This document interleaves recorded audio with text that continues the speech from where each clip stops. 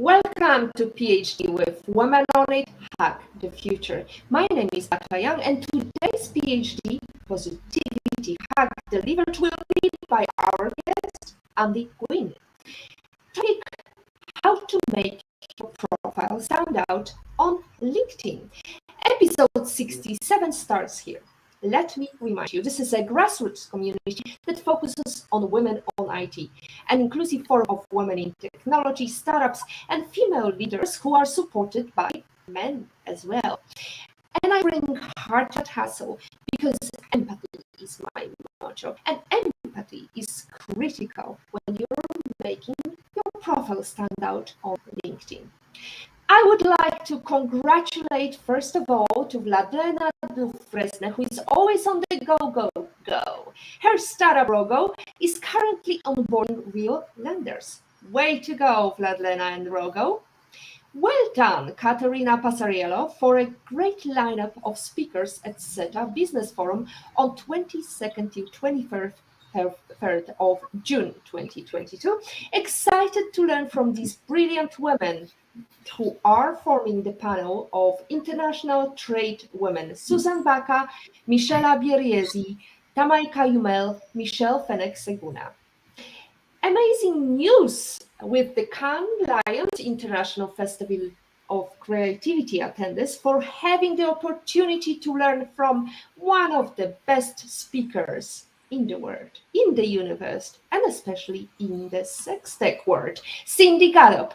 She is going to tell you all about how to design your own advertising industry on Monday, 20th of June at 11:30 a.m.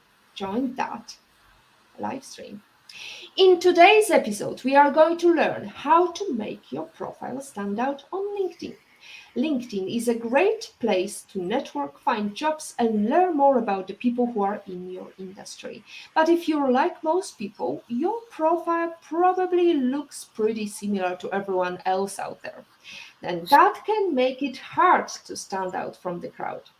Your profile is one of the most important parts of your professional identity. It's where prospective employers and clients go to learn about who you are and why they should hire or work with you. And if you're not taking advantage of all the features of LinkedIn offers its users, then your competition is getting an edge over you. For this PhD, we are joined by the most sought after LinkedIn trainers and coaches in the UK, Gwynn. He is a leading business coach, speaker, and author. He has helped hundreds of businesses to generate more sales through their use of LinkedIn and has coached hundreds of business owners and corporate directors to greater profitability and more free time and successful relationships across their business and personal lives. And these flagship keynote presentations are mainly focused on using LinkedIn platform to leverage business and career opportunities. He has helped hundreds of businesses to generate sales, and he's gonna help us women on IT how to get noticed.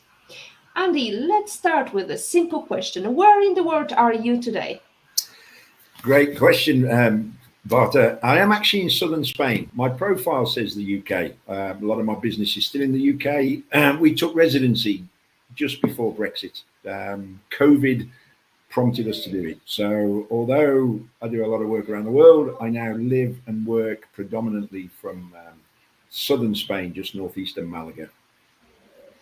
And I've heard it's 34 degrees today with you. It's more or less similar weather to Malta, where I am speaking from, beautiful Valletta. Andy, we know that there are certain features on LinkedIn that people overlook. But let's start with the basic question. How do you set up your profile if you don't have experience? Because there are so many people who just start a career and they have no experience and they want to get noticed. Let's start with these people who only start their career. Okay. And I think perhaps to do that, let's just take it back a little step, because you mentioned LinkedIn. just to give people some context, because I think before that, if you're not on LinkedIn, you ought to understand why you should be on LinkedIn. And my understanding was LinkedIn was created in 2003 by, I think, 5 guys who got together and said, let's just share our network of professional contacts on this platform.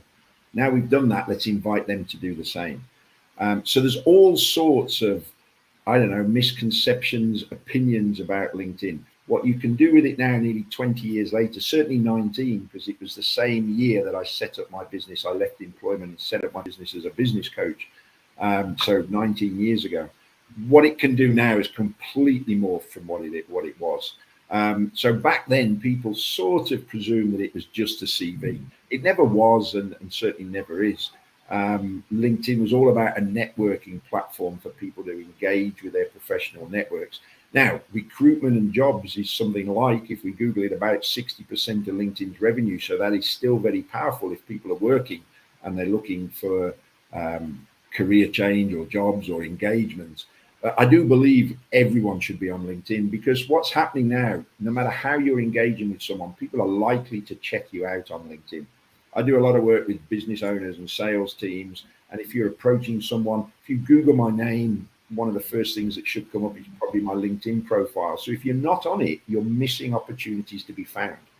And so that's why you need to be on it. Secondly, if you're on it, how do you make it work effectively, like you've said? And I think there are 2 parts to LinkedIn. One is absolutely what you said, Beata, is your personal profile. It's a personal profile. And that needs to do 3 things. It needs to get found. It needs to give value to the reader, what you can do with them, how you want to engage with them and work with them. And it needs to prove your credibility. And I think that's vital now, because we are in such a noisy world. If you've heard of the principle of the 6 degrees of separation, that says we are no more than 6 people away from anybody in the world, Google says with LinkedIn especially, it's probably nearer 3 steps from anybody. So what can you do? I know we're going to give you a link to some free resources I've got. I've got a document called the 9 steps to creating a profile. I think the easy way to look at this is LinkedIn is quite user friendly. LinkedIn is very deep. There's lots you can do with it, but we're talking about your profile. By the way, the second step is your strategy. What do you do to find, connect, and engage with your ideal connection, whatever connection that might be? So I think the easy answer would be populate as many of the boxes, as many of the sections within LinkedIn as you can. And to give you an idea, I think there's 3 that are most important, or 4. First is your photo. It needs to represent you. I see some horrendous stuff out there. Let's keep it simple, head and shoulders shot on a plain background.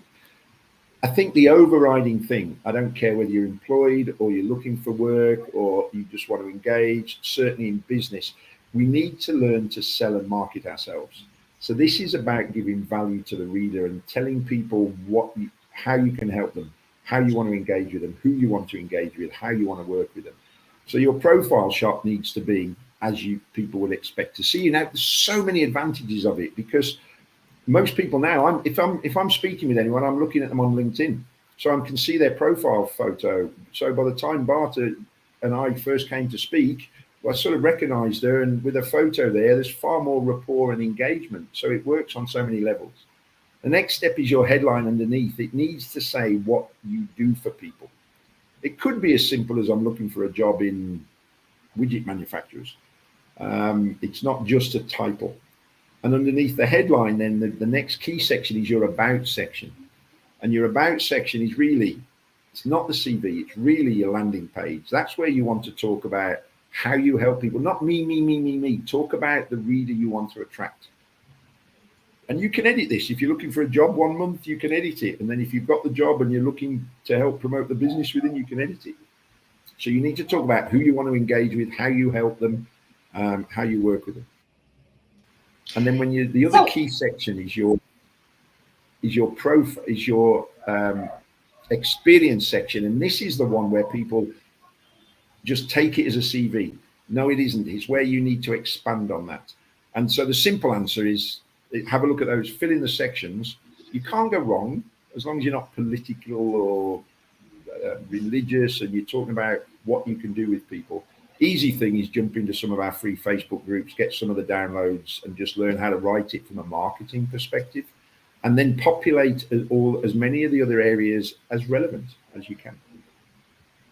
So let's face it, there are many also stagnant profiles. There are many profiles that are solely to sell you something.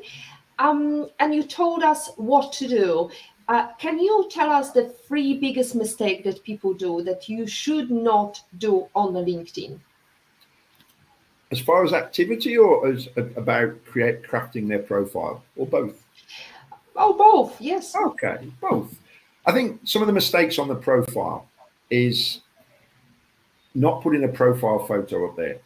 I know businesses and people that won't engage with you. They're wondering what you're hiding. So I go back to that profile photo. Don't have a picture of you dressed casually. Don't have you with your bridesmaid, because I don't know which one you are. Don't have one at a distance. Make it head and shoulders. And you're right. The big mistake people make is they create a personal profile, but that looks like a business that might have a logo. There's a company page for that if you're promoting a business, but still, for most non-corporate businesses, it's the individual that's engaging. I don't care whether you're the MD or a salesperson. So certainly the profile. And then I think not populating it. If you don't populate your profile and talk about your past experiences, I saw someone the other day, it was just their latest role, and for the last year. And I thought, well, what have you done for the last 20 years? Remember, your profile has to get found. So when you edit it, that will happen. And by the way, use words in the descriptions that people might search for, that you want to be found for. It's got to give value to the reader, and it's got to prove your credibility. We are in a massive global bombarded environment. You've got to prove your credibility. Why should I read your profile? Why should I talk to you? Why should I invite you for interview? Why should I buy from you? So I think that's one of the biggest things for the profile. Strategy wise, people just the biggest mistake is they just message you and try and sell to you. Your strategy is all about how you find, connect, and engage in the right way. And that has really changed since COVID, because there's been massive spike of usage. And I know, Beata, you've got some statistics about the number of users, but a lot weren't necessarily active. That has massively jumped since COVID.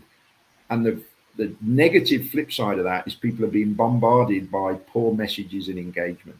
And I come back to this default setting of learn how to market yourself or engage with people. You wouldn't just walk up to someone at a networking event and shove a business card in their hand, although I've had people do that to me. You would engage with them, and that's what you're looking to do in your LinkedIn strategy. So you can't just connect with someone and then hit them with sales messages. And if you don't know how to engage, I encourage you to check out Kelly Howie's Networking Like a Pro live stream. Last year we hosted her, and she is explaining how to network during COVID and beyond. So you told us about what not to do, and you told us about the awful experience, and I would like to see a sea of hands of those people who are watching us tonight and who have been approached by these sellers. Maybe you remember some story. Share with us, make a comment, be part of the conversation, or ask a question to our expert. Andy is here to help you. So, Andy, I've got a question about activity on LinkedIn, because there are several ways you can become active to help these algorithms of LinkedIn to get you noticed and promote you and get you the visibility you want. What would you advise is the best strategy for posting or for writing articles? Okay, great question. Because before a couple of years ago, I would have said I don't put a lot of value on posts, because I'm not seeing many people get to see my posts, and then I'm not getting a response. And that's two-pronged as well. And the latter is my content wasn't engaging, and we've learned so much over the last few years on how to write content that works. But before that, LinkedIn, you are absolutely right, has an algorithm. there's two sides to LinkedIn. I said profile and strategy. There's two sides within the strategy. One is posting content like you would anywhere else. The other one is the direct engagement. And that's where LinkedIn is really powerful. And it is for both. But this is where I started using LinkedIn really intensively 12 years ago. And I've started teaching and consulting with people for over 12 years on it. How to find someone, connect with them, message them, get an engagement. Think about this. You're absolutely right. And go visit that lady's podcast about networking, because one way to look at LinkedIn is it's just networking online.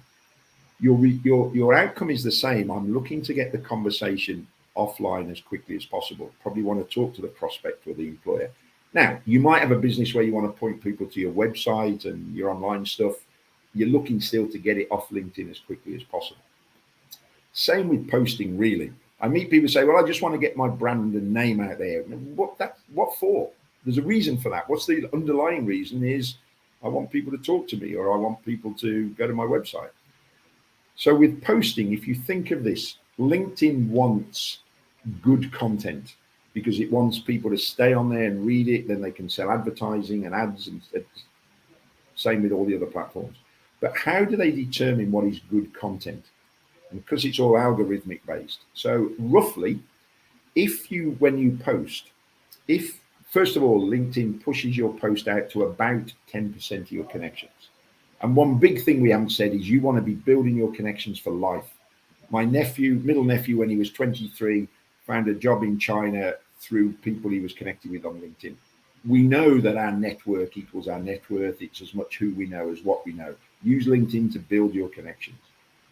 But the algorithm will push your post out to about 10% of your connections to test it, which is small. But if it sees that you get more or less 15 likes and 15 comments on your post that you then comment back on, within 2 hours of posting, the algorithm goes, this must be good content, because Beata is getting engagement from her network very quickly that she's also engaging back on. We will now push this out to the rest of her network and the network of the people that have engaged. Now that's a challenge to tick that algorithm, unless you've got big networks. And we have pioneered, and in the link we give you, there's a website to the Post Party Club that explains it. You can have a look at it. It's a membership site, it's paid, but we have built the technology and the commitment from members, because it's about helping each other. And you will instantly get thousands of views of your posts. If you're not tapping that algorithm, I could get on my soapbox and say, there's probably very little point posting, because no one's seeing your stuff, let alone how good is your stuff. Now, when we launched this way before COVID, 2.5 years ago, people were going, this is awesome. We're getting thousands of views of our posts, but we're still not getting engagement. And that's because your content was poor. So within the Post Party Club membership, we've got an inordinate amount of resources on how to write content that works and everything else about LinkedIn. So, and by the way, that algorithm is only sound on your personal profile, not on your company page. And I would argue there's very little value in a company page, especially if we're small, medium-sized business owners. Your big corporates need it. The only argument I would have for having it is if you're bigger corporates, people might expect to see it. And I've had this happen once. If one of your employees builds up his connections or hers and leaves, they take their connections. So you really want all your team to inspire their connections to follow your company page, but then you've got to push content out. So for most people, unless you're and even in big corporate, we have members who are doing this on key personnel's profiles. You want to be posting on your own personal profile. The only real reason I have a company page is because when you come to promote events, and by the way, Beata, we can talk about your future events. There is a way to publish and promote your events on LinkedIn that is just gold. And that is only sound if you set it up in the right way on your company profile. So that was a wide answer to your question. I hope that helped. Very wide. Now you have to tell me, what's that secret sauce? Right. When you set it up, and I've got a walkthrough video, I'll send it to you. Feel free to send it out to your network. And the reason I do that is if you set it up on your company page, there is a tick box in the setup form that says, I want, I can't remember the exact word. It's not subscriber list. And LinkedIn then gives you permission when someone clicks to attend your event, they accept that you can email them about that event. And LinkedIn allows you to download the list of attendees into your CRM system. And that is just gold, because if you speak to a Facebook specialist, mine are telling me, yeah, we can get you attendees to your webinars and your events through Facebook ads. It's about $10 an attendee. This is free. And the reason I send that out for free is because you can have it, because the people that turn around to me and say, we don't want to do it, will you manage it for me? Or we want to scale this up. I've just spoken to a guy in Phoenix, Arizona. He said, I've got a global product. I want hundreds and hundreds of attendees to my webinars, and I have some automation that allows me to do that, and I will deliver on all that for him. So I'll send you the walkthrough video. If you set it up on your personal profile, you don't have that tick box, and you miss the golden opportunity of being to upload, download the attendees into your CRM system. So you've got, cool, it's just gold on gold, isn't it? So Andy, here is my reason for running Women on IT profile, and I'll give you a quick view over it. I set it up because even though it's not a business per se, it's a social kind of business in a way. I set it up because there is many professionals in the field of technology, and not just women, but also because we also have got males following our feed who want to connect, for example, via this live stream. So once I set up this live stream, I know that there is a community who can join us or who can just watch us, do not have to be part of the conversation, but they like to engage. And quite often, more often than not, it gets them out as well. When they make a comment on whichever platform, the algorithm also make sure that they are part of the network. They are being noticed. So, for example, on Facebook, their comments are being noticed by their network. So the same applies for LinkedIn. If somebody is commenting on LinkedIn right now, that means that the network of your 22,000 followers and connections potentially might see that comment. That's how it works for me so far. And I have to tell you, another interesting facet is I started my Facebook page since the beginning of the formation. And right now, I have less followers on Facebook than on LinkedIn. And LinkedIn only got started in 2020 as a page. So that shows me one thing, that it's a very much professional objective network. People are interested in value, in information, and I try to provide them, and also opportunity to have this kind of chat. Right, Andy, I hope you would agree with me. That's a good strategy. Yeah, I do. And I think where we are now is, and first of all, I think you've got to get clear on where your audience is. So yes, LinkedIn, fundamentally, I said it's an online networking tool.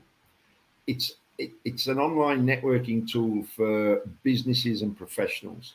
So you're absolutely right. If I wanted to sell watches online to Joe Public, Facebook ads and Facebook might be a better route. And you're right. That's where your audience is hanging out. And what we don't know now with all the platforms, let alone all the different things on LinkedIn, I might have messaged someone, I might have posted something, they might have seen a group, they might have seen something else shared by LinkedIn about what somebody else did, like you said about clicking this link. We never know how people might see us. So here's a myth buster, because people go, oh, I don't want to bombard people. You can't, because most people won't see a lot of your stuff. In the old days, pre-social media, I would say you need to communicate to someone through direct mail, phone, website, billboards, networking, probably 7 times before they see your message. Add a 0 to that.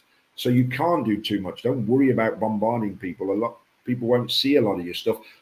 But the flip side of that is we don't know where people see us from. I had an old client who I last spoke with, not even sold to, 8 years ago. And he said, oh, I said, what made you ring me?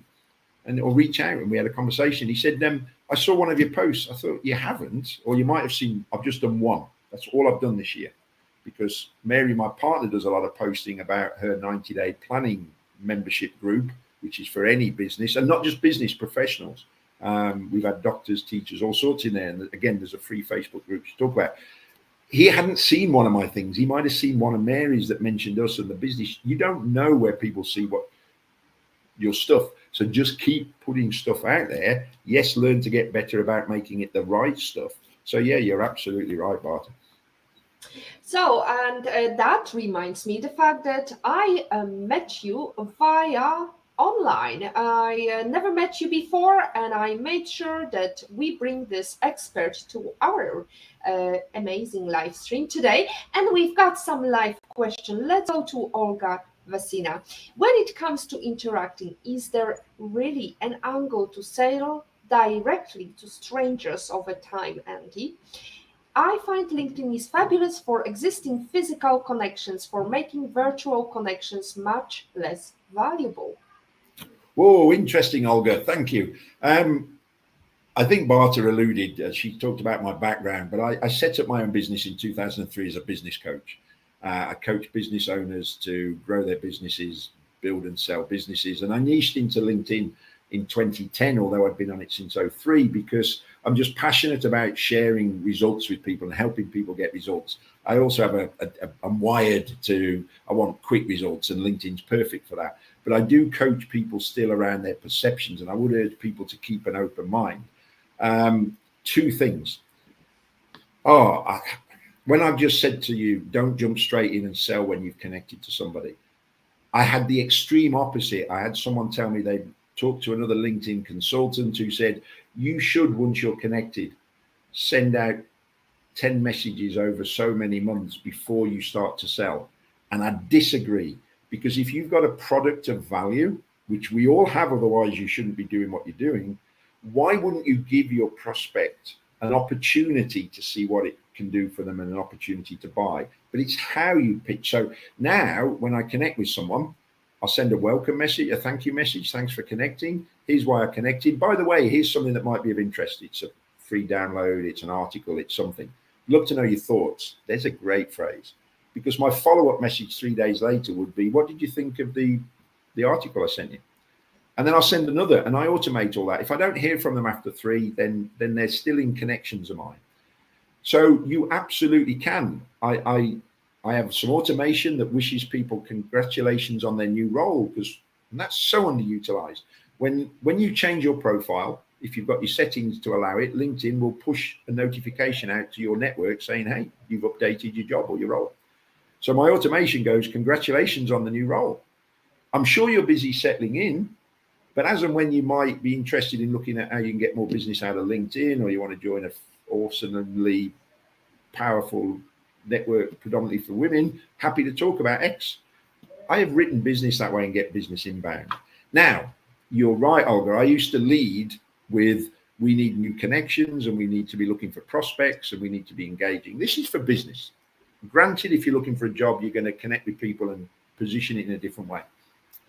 Parallel now, what I've seen in the last year, so many of my clients have got conversations, engagement and business from people they've been connected with for years. And they said, I'd never have thought of messaging them or engaging them, and I've never got the time. Your average CEO has about 1,000 connections. Beata said, I've got 22,000. There's plenty of people out there with 2, 5, 7,000 connections. You can't engage with them all like that. And because I'm messaging them automatically for my clients, they've said, we've had someone respond inbound that we've never engaged with, and we've written business. So both, I would say to you, Olga, an and mentality. I would say, excuse me, just a second. Hey, there's a thing. I mentioned my nephew getting a job in China. He's just trying to WhatsApp me. I would say an and mentality. Yeah, absolutely engage with people you know, but never say never to connecting with new people and engaging in the right way. And as your connections grow, keep engaging with them. I've got the most incredible story where there was a guy before LinkedIn. There was a thing in the UK called Academy, created by a phenomenal entrepreneur called Thomas Power. And I've been connected with him for a long time, 15 years longer. I used to know his MD. I used to belong to Academy. LinkedIn killed his business, and LinkedIn's top guys still keep an eye on him. My automation sent him a congratulations on his new role. and I got a message in, this was a few years ago, saying, "Are you having a laugh?" And when I looked into it, he changed his profile to add a new charity he was involved with. So it wasn't a new role, it was what it was. But so I messaged him back and said, "This is what's happened. By the way, you've got 30,000 connections. How do you engage with them? You want to look at what we're doing?" My desk phone rang. Nobody rang me on my desk phone. It was a landline. 5 minutes later, and we spoke. We've been doing business ever since for 3 or 4 years. So never say never. I would say an and mentality rather than an either or mentality, because both it works. But don't drop the other one off for it. You are welcome, Olga. I hope that will have answered a lot of other people's thoughts as well. So thank you for the question, Olga.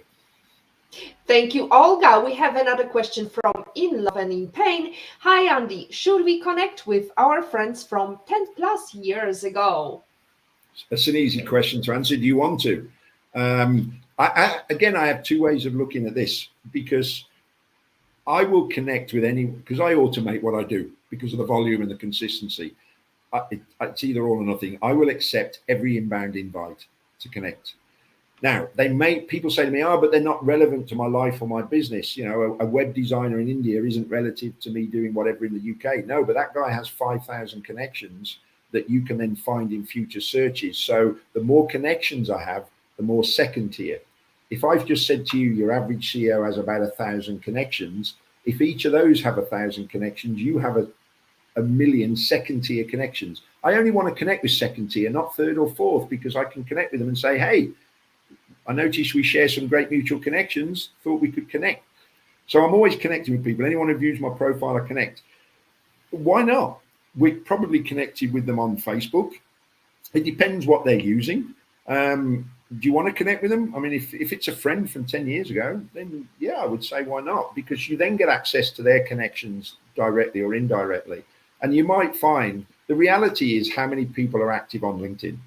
My brother is a big commercial property lawyer for a big PLC in the UK. He's on there, but he doesn't use it. And at COVID, he said to me, "I am being bombarded with connection invites and poor messages. I'm thinking of coming off LinkedIn." And I said, "Don't. You don't have to answer their messages. Just ignore them."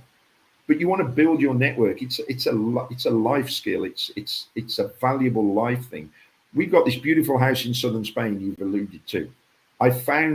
We got it through a referral through someone on LinkedIn who knew we were looking to go to Spain. I found my Spanish lawyer, my Spanish English speaking mortgage broker within 24 hours from going out to my network on LinkedIn saying, "Who can you recommend?" There's so many different ways LinkedIn will serve you. So yeah, my first question would be, do you want to connect with them? If they got a lot of connections, I would. I mean, clearly, if there's someone you don't want to talk to or do business with, then you might not. But absolutely, why not? Yeah.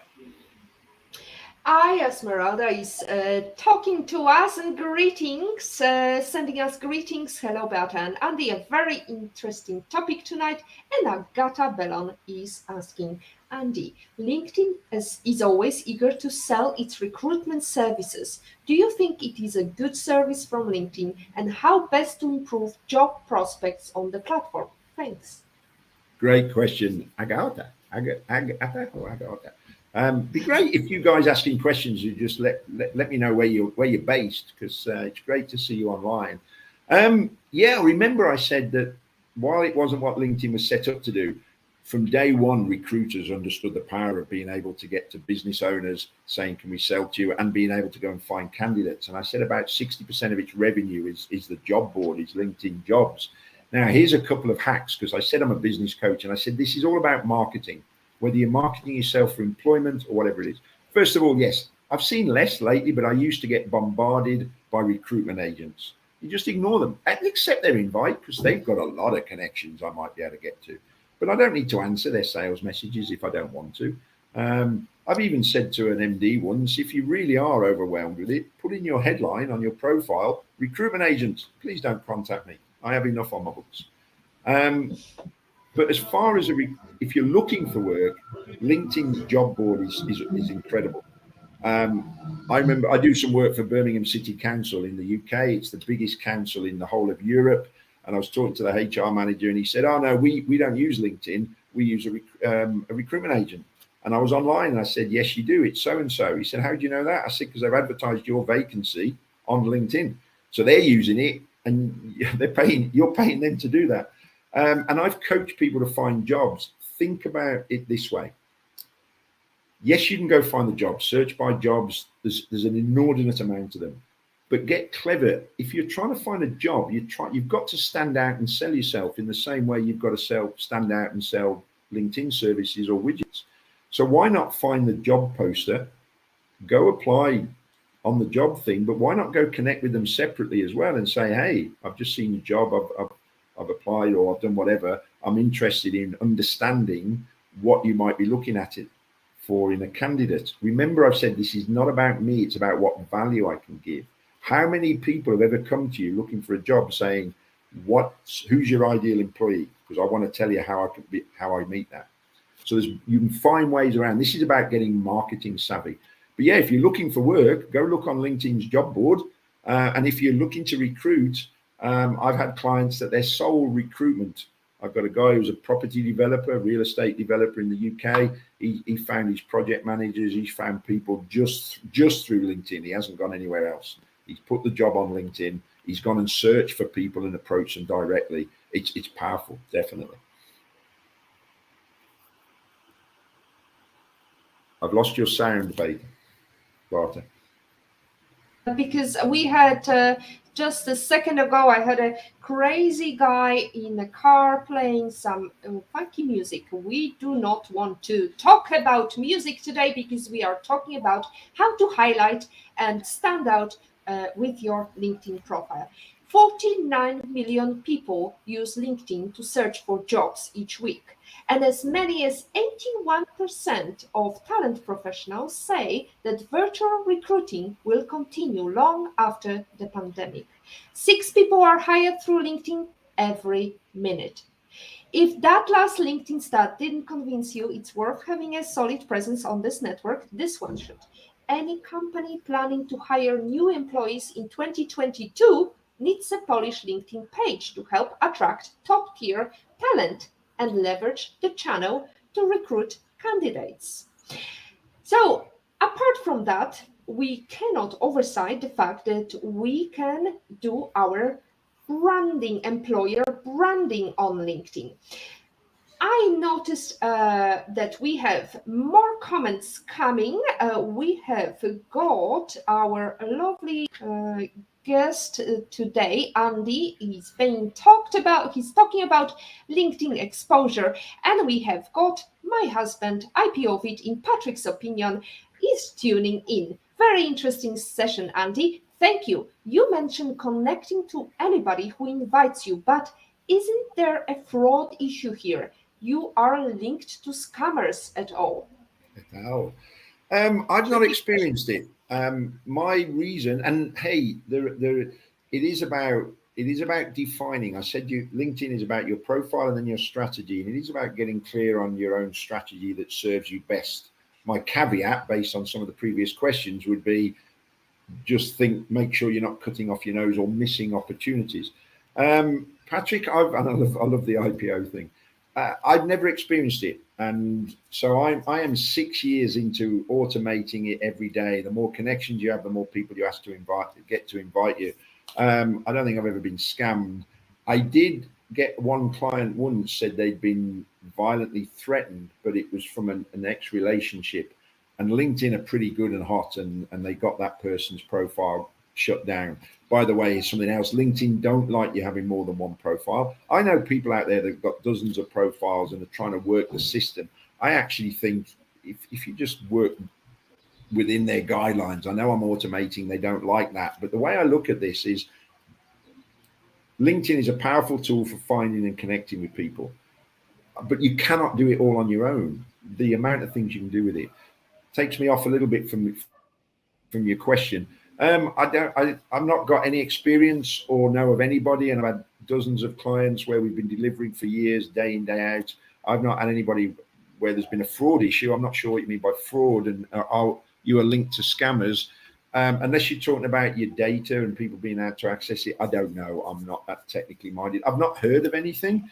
Might be worth Googling it. And I don't say this to be arrogant. I had somebody say something once and I said, Google it. And they said, you're supposed to be good. Why are you referring to it? I said, well, there's so much. And LinkedIn, by the way, they change things daily, weekly, monthly. I have a love-hate relationship with them. A, they're hypocritical at a level. B, they constantly change things and you go, why on earth? If that winds you up, then you'll go mad. My view is, it is what it is. They're huge. Get over it, get around it. Let's work it to serve us. Their help center's good, but Google's even better because there's thousands of LinkedIn people and social media people that look at things in different ways. I'd have a look into it, but I've not come across anything. So personally, I'm not worried. I will just connect with people who ask to connect with me. So actually, Patrick is clarifying his question. As a financier, it is an issue. Network integrity, due diligence, risk, and thus being associated with scammers as a first connections makes my network look dodgy. That's my worry. Thanks, Andy. Okay, it's an interesting one because I do a lot of work with people in the financial industry. I've spoken at FIFA, the Federation of European IFAs conference, a number of times as the only non-industry speaker. I understand, certainly in the UK, FCA regulations and work with mortgage brokers and IFAs.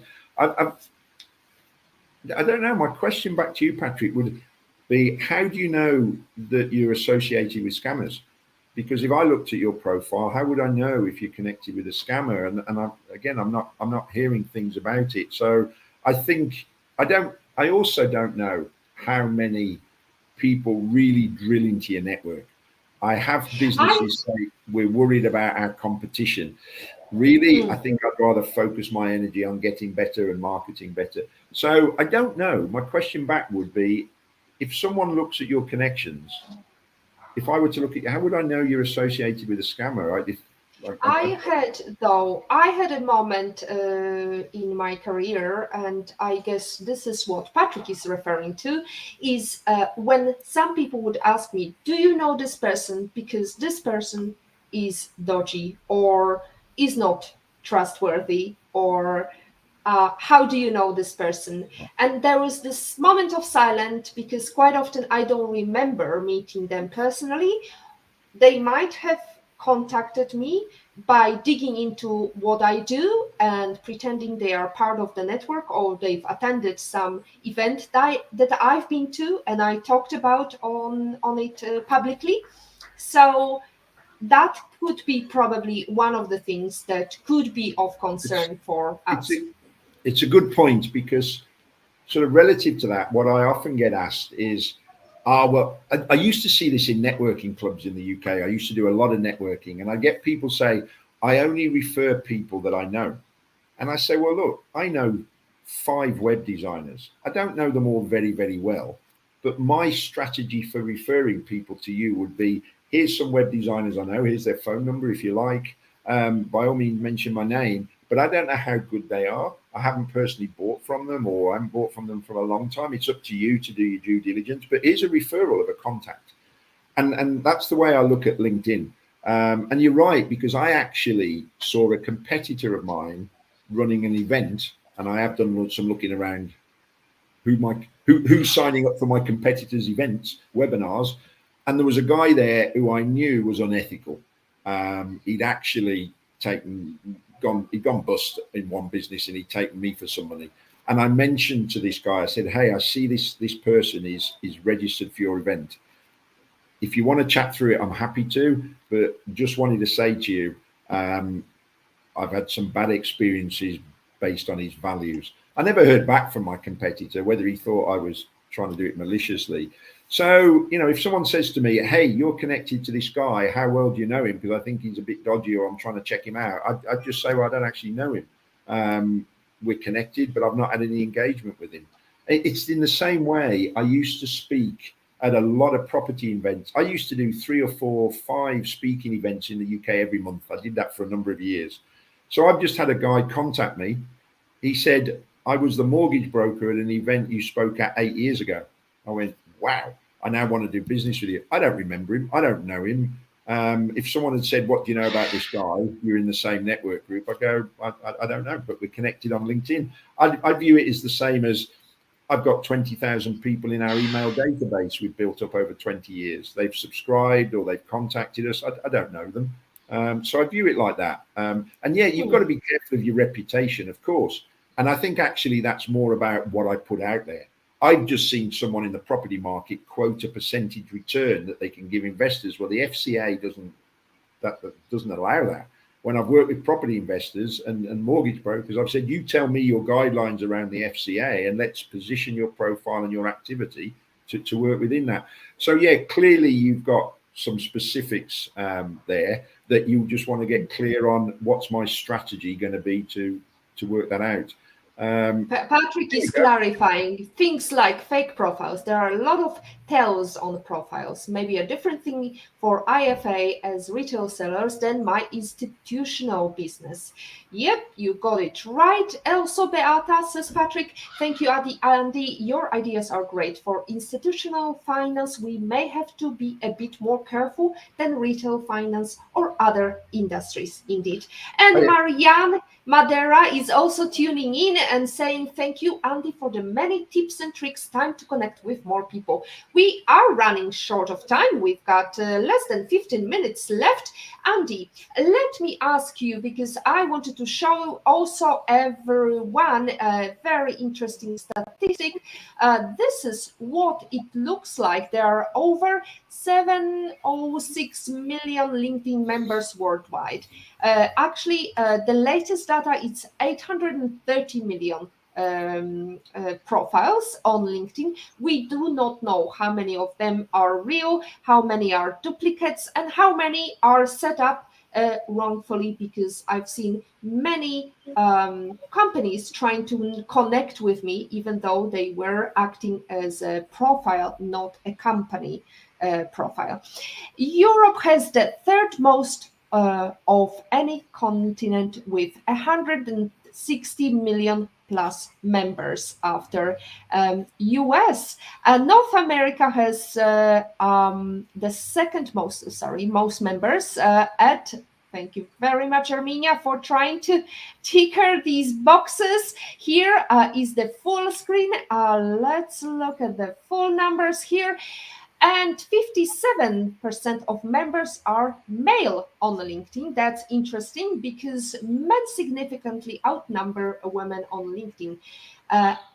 57%, as I mentioned, identify as men, with 43% identifying as women.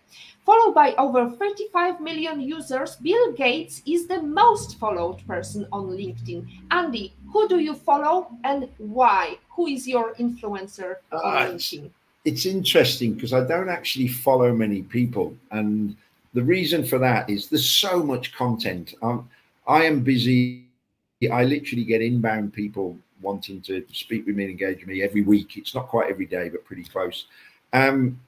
And I remember making a big distinction in my business. I think the overriding thing that we can get bogged down in statistics and what about fake profiles? Yeah, maybe your strategy is I'm going to choose who I accept the connection from. And if they look fake, I'm not going to. It's only because I automate mine that I've done that. And it's perfectly sound. And I think I remember a few years ago going, I'm now in a position where I have to pick up emails every day, LinkedIn messages, Facebook messages, WhatsApp messages. I've got a couple of other communication platforms. What the heck do I do? So I've just started to follow Tony Robbins again. We'll talk about him, I'm sure, in the last couple of minutes. I studied with him many years ago. It's because somebody had sent me some information. I'm very much into business. I want to say gurus, business coach, advice coaches. Tony Robbins for me is the world's best peak performance coach. But I don't follow many people just because I don't have the time to consume all that content and read it. It's the same in the way I don't join many groups. The reason we've got our Post Party Club members group in Facebook is I was being told that there's more engagement with Facebook groups than LinkedIn groups. They're a bit behind, but I'm now hearing and I'm personally experiencing not lots of engagement within groups. So I think I follow a couple of the founders of LinkedIn because I do occasionally like to see what they're doing and what they're talking about. But I think the overriding thing to take from this is it's global and it's huge. So whatever your business or your outcome is, think about what's my strategy to go and engage with those people, because it is pretty much global. Yes, if there's a load of fake profiles and there's a load of duplicates and there's a load of stuff, I have an abundance of people I can get to. If I want a job in China doing X, I can find somebody on LinkedIn. I can my nephew can absolutely get to anybody in the world quickly. I'll give you one quick example of that. I was coaching a guy who was a musician, and he was on a bit of a downer. And I was on the phone to him. I said, "Who do you want to get to?" He said, "The head of A&R for Sony." I didn't know what A&R was. It stands for Artists and Repertoire. And while I'm on the phone to him, cradling the phone, I've said, the head of A&R for Sony Music, his name is such and such. He's based in Fort Lauderdale, Florida, or whatever, Florida. And I've just sent him a connection invite. And my client went, I can't tell you exactly what he said. "How have you done that?" I said, "He's a third tier connection of mine." Now, he's got no photo. He's not going to accept my invite. He's probably not active on LinkedIn because he doesn't need to be. But the point I make is he has a profile on there, and I found him within 10 seconds of being on the phone. So the moment you think I want to get to somebody, I don't care whether it's a referral, I don't care whether it's a doctor or a mortgage broker, or start to look around LinkedIn, because it's just unbelievable. It's believable. It's good enough to be true. And the challenge I hear is, well, they've been around. I had it the other day. Well, LinkedIn, it's been around 20 years. Is it any good? Oh, it's just more and more powerful than it's ever been. But this was a guy who was retired. He didn't need to look at it. Absolutely. I want to also ask you about using hashtags. Does it make sense to use hashtag when you are creating a post on your personal profile? Okay. I've mentioned the Post Party Club. The link you're going to put up to my Linktree link has got a bunch of links in there. There's a free ebook I said I put on Amazon. There's 2 free Facebook groups with a lot of resources. And within there is a site to my Post Party Club, which is all about posts and the algorithm we talked about. There's 3 sides to posts, I think. 1 is tapping in the algorithm to get views. 2 is writing good content that works. And the 3rd one is what I call the mechanics to get more views. One of those mechanics is hashtags. I had another LinkedIn specialist tell me he gets 30% more engagement when he puts in an emoji in his post. And I'm going, what the? But I believe human psychology. Humans are bonkers. If human psychology dictates more people are going to look at my post because it's got an emoji, then put an emoji in, because I want people to look at my post. Same with hashtags. But if you're going to use hashtags, search the relevant ones. Maybe have a library of about 11. You might have some big hashtag groups, some very niche ones, but only don't put any more than 3 in a post. I think the algorithm will squash it if there's more, but I think it looks crass from a view. It's this sales message again. When someone writes a post and then puts 20 hashtags in, same thing about tagging someone. Get clever. Tag someone who you're connected with, who you know who's got a lot of connections. I had a client who got a global influencer who he knew, and he tagged him by saying, "I'm writing this post, blah, blah, blah. It was so-and-so, Andy Gwynn, who first introduced me to this." That global influencer saw his post and shared it, and it went viral. So it's the same messaging. It's the same as connecting with people. Do it in the right way. Well, I'm going to tag you tomorrow, Andy. You just wait for that. Okay. Now, let's go to our favorite questions. We are heading towards the end of the show. And I wanted to ask you, what is the number 1 book you can sit and think, oh, I wish I read it when I started my career? My career. And I've probably sent you something across, and there's probably more than one. So depends what your career is. When I set my business up as a business coach, I read Michael Gerber's The E-Myth Revisited, which is subtitled Why Most Small Businesses Fail and What to Do About It. It's a Bible for how to structure and grow a business. That's the first one. I'm still applying and remembering stuff I read in Tony Robbins's Unleash the Power Within and Ultimate Power. There's 2 books there. That's about personal development, but you said business. So Michael Gerber's E-Myth Revisited is definitely one that every business owner should read. If you're looking to get into real estate, and you should, I got taught it's one of the easiest things to learn before investing in the markets. I have a very close friend who's just sold his property training business, a guy called Simon Zucchi, Zutshi, and his book is on Amazon, and it's called Property Magic. And it just simplifies how anybody can start to invest in real estate, property investing, regardless You're of their. revealing our secret that we have in plans, Andy, because we have already planned to invite Andy again to talk about property. So let's hush about that, and let's focus on your favorite lesson, a life lesson quote, and how did it change you? Can you share with us how it was relevant to you? Can you remember what I sent you about life lesson quote? I think there Oh, is. I do. I think Yes, the one. you should work harder on yourself than you do on your job, Jim. This Rohn. is the late great Jim Rohn, and I was introduced to him when I set up my business. I was privileged enough to see him speak in the US in his 80s, just before he passed away, and I go goose pimply now because one of his quotes is, "You should work harder on yourself than you do on your job." I believe this is all about personal development, emotional intelligence, EQ. Emotional intelligence has proven to be more impactful than IQ for personal success. The other quote he comes out with is, "Never wish life was easier, wish that you were better." And so it's about, whenever I had a challenge in my business, I couldn't blame the business or the market or the customers. I had to look within and go, what do I need to do to learn more, to get better, to get around this? And then so you've got to read Jim Rohn's stuff and listen to his videos and stuff. He was just a maestro of personal and business development. And then I think I gave you a quote that's one of my own, and I can't remember what it was. Oh my goodness, we are I've running got out of time. I've So got let's lots. go into another question, Andy, which is, imagine the pandemic is over and you can invite any person to breakfast in the world. Who would you love to have a private breakfast with, and which place would you choose? Which place? It's got to be Tony Robbins. I was privileged enough to be one of his crew dive members twice at his big 10,000 people event way back in '04. The guy is just, and I trained with his second in command around NLP and hypnotherapy and stuff. And he's like a mini Tony. And I guess it's either got to be on his island, which I can't remember where it is. It might be Bali.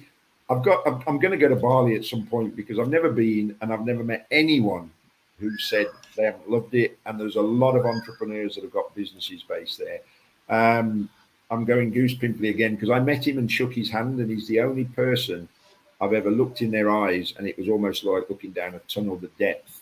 And the guy is just the best in the world and can cut through people's challenges, give people mental resources and strategies to help with improvement. I owe so much to a lot of what I've learned from him. I would love to sit down for breakfast with him. I'd pay for breakfast.